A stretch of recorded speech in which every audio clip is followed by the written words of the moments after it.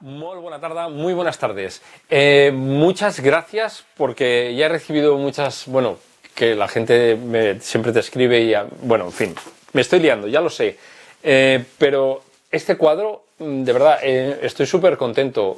Espero que algún día vea la luz en el sentido de que lo podáis ver en algún sitio. ¿Cómo se llama? Se llama Swing Star y hace más o menos 2 metros por 1,40.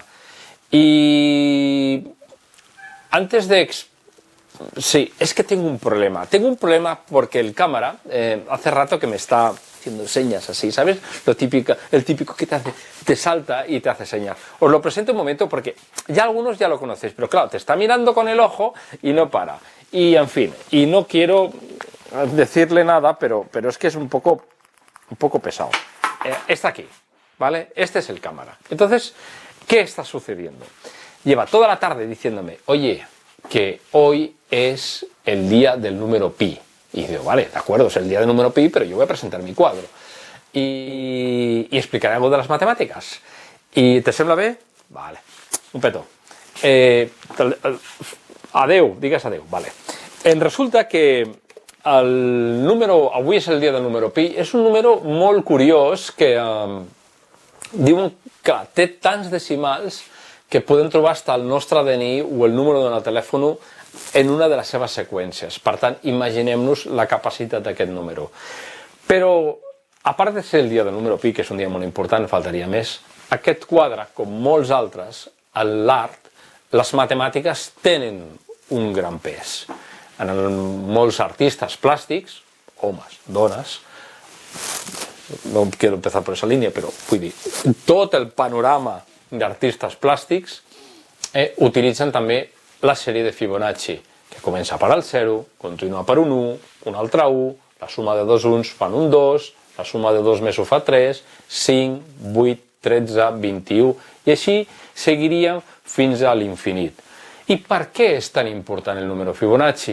Doncs el número Fibonacci ja el va utilitzar un pintor molt important, Pierre Mondrian, que es podeu veure a Amsterdam, que és una ciutat meravellosa, i aquí, en aquest quadre, en el quadre de Swing Star, com molts altres, jo utilitzo els números de Fibonacci.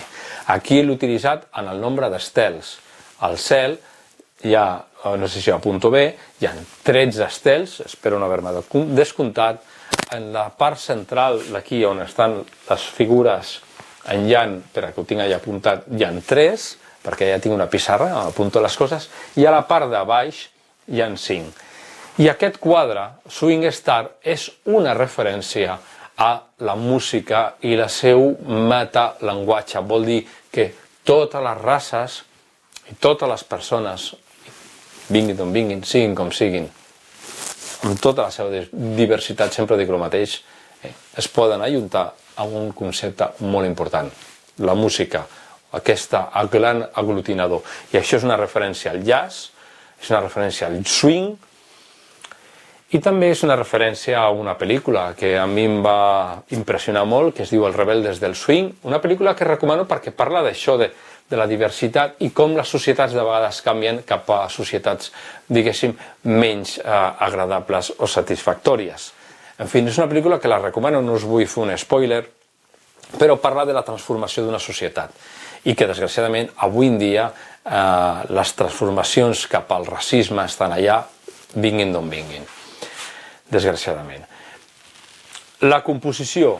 Hi ha referències a un bon amic, que pobre es va morir molt jove volent ser músic i està en aquesta figura, i es deia Àlex. De fet, molts amics van posar el nom del nostre fill Àlex en un recordatori amb ell. I també aquesta figura, aquesta cara d'aquí, que té una mena de barba, una mena de bigoti, és una referència a un bon amic que l'estimo molt com un germà, que me fa molta il·lusió. L'he canviat al piano, lo siento, t'he canviat el piano por el violín, però a part d'aquestes sutileses tècniques, perquè per la composició no m'entraven, doncs hi ha unes referències també amb ell, a la seva parella, faltaria més, I també hi ha una referència a amics meus, hi ha una referència a la meva gata, a la gata Misha. Misha és, jo crec que qualsevol que té un animal de companyia et dones compte d'aquest llenguatge no verbal, no?, que està allà, i també l'he utilitzat una mica com el connector entre el submón i el món del present. De fet, la composició del quadre té, per un costat, una gran diagonal, però després té una composició piramidal, marcada per aquesta estrella, també té la verticalitat, la noia trepitja l'estrella, vol dir, és la persona principal, és la afortunada, i la composició també té referència a la part de baix, representa el passat, la part aquesta és el present, és el moment, és l'instante este, que de vegades ens oblidem, no? És presente, ja ho diu la paraula, és justament això. I la part de dalt és el futur. Alguns d'aquests elements, algunes d'aquestes cares van sortir cares d'animals, jo no les vaig voler modificar. Penso que la meva vinculació amb el món del medi natural, la biodiversitat i la fauna estan allà i d'alguna forma aflora. La majoria dels quadres, quan els inicies, hi ha una sensació de, com diria, hi ha una composició inicial de les coses, una composició bàsica, ¿vale?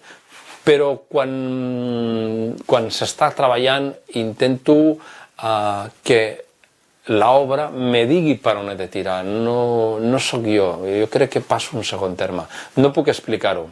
L'altre dia parlava un escultor a una classe, a l'escola de la Llotja, bueno, ara l'altre dia, ara fa un temps, diu, la pieza te pide ir por ahí, no?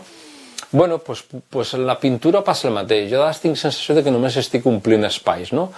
I un diria, ala, que bèstia, bueno, pues no ho sé, jo no tinc la sensació d'artista, simplement tinc la sensació de que algú que intenta plasmar sentiments, alegries, racionalitat també, però molta emoció.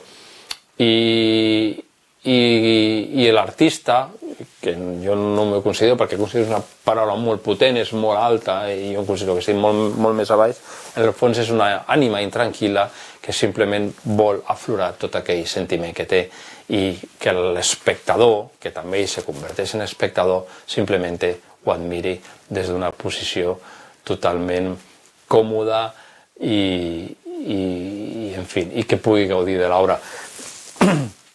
Sí que us demanaria que si algun dia teniu l'oportunitat de veure l'obra en directe, us poseu uns cascos i escolteu la millor o la música que més us agradi, perquè aquest quadre està pensat per això, per escoltar música i disfrutar del moment. Moltes gràcies per aquells que escriu obres, moltes gràcies perquè ha anat una obra a Porto, una altra a Madrid i ara ha anat una altra a Milán, i en fi, que sempre és d'agrair si hi ha alguna menció. L'altre dia em van dir una menció d'honor de l'Associació de Pintors i Escultors, l'AEP, i escolta, que me sento molt afortunat i en fi, que moltes gràcies per tot. Una abraçada ben forta. Avui és el dia del número pi. Vale, que vagi bé. Ciao, adeu.